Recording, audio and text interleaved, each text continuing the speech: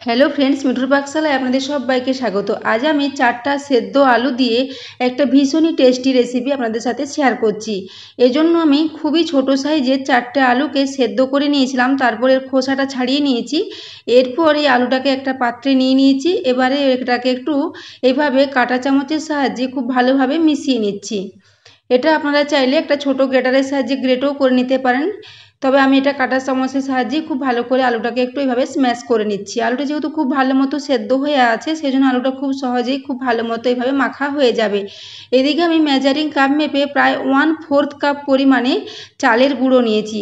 এরপর এর সাথে আমি অল্প অল্প করে চালের গুঁড়োটা দেব, আর হাতে করে এটার একটা খুব সুন্দর মতো ডো তৈরি করব।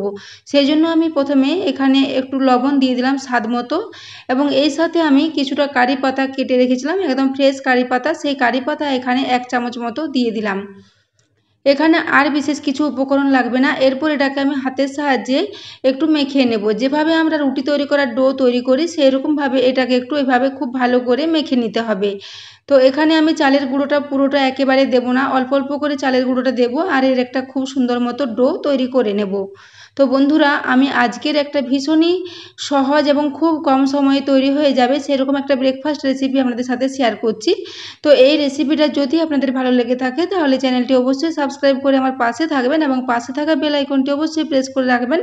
তাহলে আমি যে কোনো নোটিফিকেশানই ছাড়ি না কেন তা সবার আগে আপনার কাছে পৌঁছে যাবে। তো দেখুন, আবারও যে চালের গুঁড়োটা ছিল সেটা আবারও কিছুটা এখানে দিয়ে দিলাম।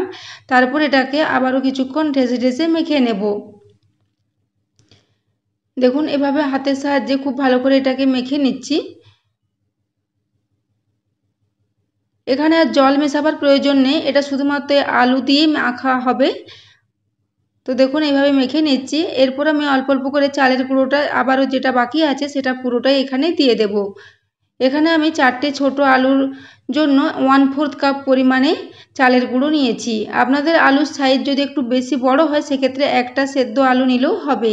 তো দেখুন, এইভাবে আমি পুরো চালের গুঁড়োটাকে দিয়ে দিলাম। এরপর আবারও কিছুক্ষণ এটাকে মেখে নেব। এই ডোটা খুব বেশি নরম হবে না, আবার খুব বেশি শক্তও হবে না, একটা মিডিয়াম মতো ডো তৈরি হবে। তো দেখুন, এইভাবে আমি এটাকে খুব ভালো করে হাতের সাহায্যে মেখে নিলাম। এখন এটা খুব সুন্দর ডো মতো তৈরি হয়ে গেছে। এটাকে এইভাবে আমি তৈরি করে নিলাম। এরপর হাতটা একটু পরিষ্কার করে নেব। তারপর এর থেকে আমি ছোট ছোট আকারের বলের মতো তৈরি করে নেব। তো দেখুন, মিশ্রণটা এখন একদমই রেডি হয়ে গেছে। এরপর আমি হাতটা পরিষ্কার করে একটু হাতের মধ্যে সাদা তেল খুব ভালো করে মাখিয়ে নিলাম, তাহলে এই ডোটা তৈরি করার সময় আমাদের হাতে লেগে যাবে না। তো দেখুন, এভাবে আমি খুব ছোট ছোট আকারের বলের মতো তৈরি করে নেব। খুব বেশি বড় বল তৈরি করব না, এরকম গোল গোল করে ছোট ছোট বলের আকারে এগুলোকে তৈরি করে নেব।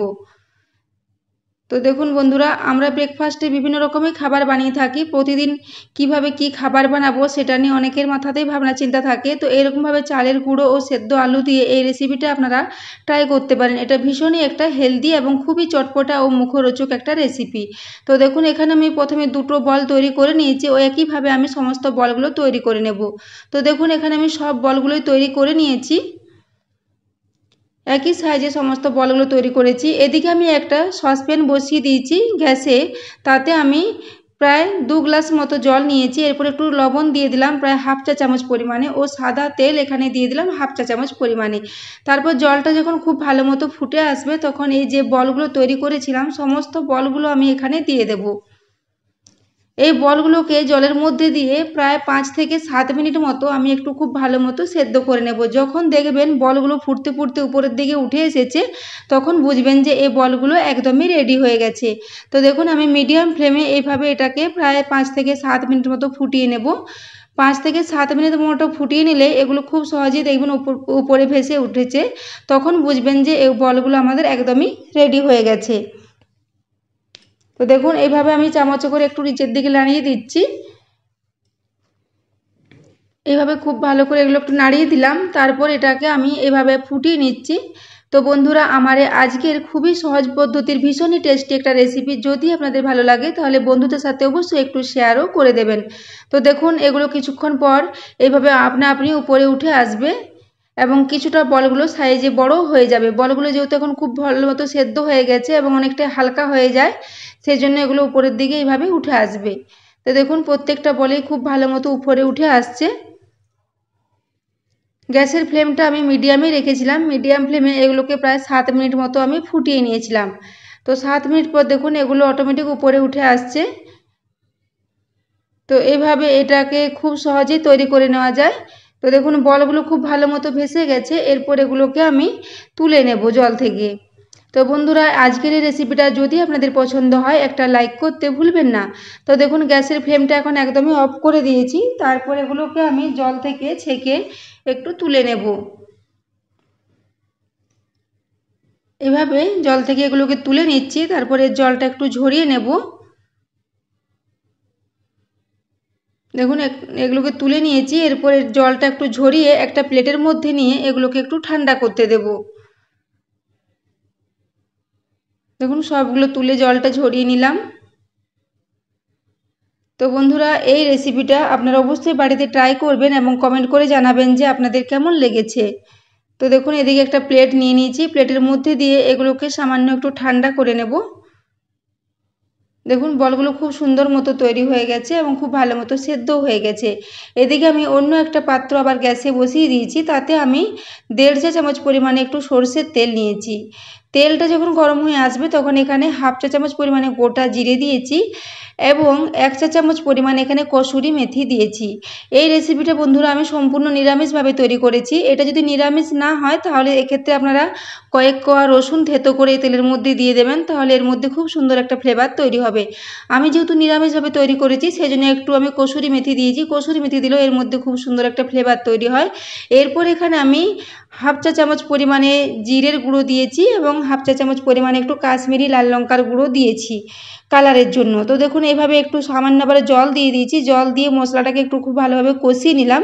এরপর এখানে আমি 1 বড় চামচ পরিমাণে একটু টমেটো সস দিয়ে দিলাম। এখানে টমেটো সসের পরিবর্তে আপনারা টমেটো কেটেও দিতে পারেন। তো দেখুন এইভাবে টমেটো সসটা দেওয়ার পরে বেশ খানিকক্ষণ এটাকে একটু নেড়ে চেড়ে মিশিয়ে নিচ্ছি।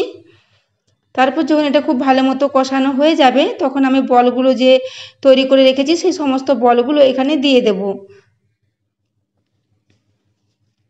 দেখুন সমস্ত বলগুলো এখানে দিয়ে দিলাম। এগুলোকে এরপর নেড়ে চেড়ে এই মশলার মধ্যে খুব ভালো করে মাখিয়ে নেব। তাহলে এটা খুব সুন্দর মতো তৈরি হয়ে যাবে এবং এটা খেতে ভীষণই চটপটা হবে। টমেটো সস দেওয়ার জন্য একটু টকটকও লাগবে। আর কাশ্মীরি লাল লঙ্কার গুঁড়োটা যেহেতু একটু বেশি দিয়েছি, আপনারা যদি ঝাল বেশি পছন্দ করেন সেক্ষেত্রে আরও ঝাল লঙ্কার গুঁড়ো বা কাঁচা লঙ্কাও এখানে দিতে পারেন। আমি এটাকে বেশি ঝাল বানাবো না, সেই জন্য আমি খুব বেশি লঙ্কার ব্যবহার করিনি। দেখুন এটা এখন একদমই রেডি। খুব ভালো মতো এটাকে কোট করে নিয়েছি মশলার মধ্যে। তারপর এটাকে একটা প্লেটের মধ্যে আমি সার্ভ করে দেবো।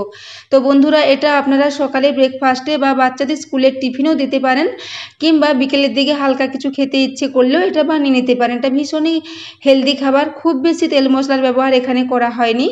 তো বন্ধুরা দেখুন এরপর এটাকে আমি সার্ভ করে দিয়েছি একটা প্লেটের মধ্যে। তো বন্ধুরা এতক্ষণ পর্যন্ত রেসিপিটি দেখার জন্য আপনাদের অশেষ ধন্যবাদ। দেখা হচ্ছে পরের কোনো রেসিপিতে।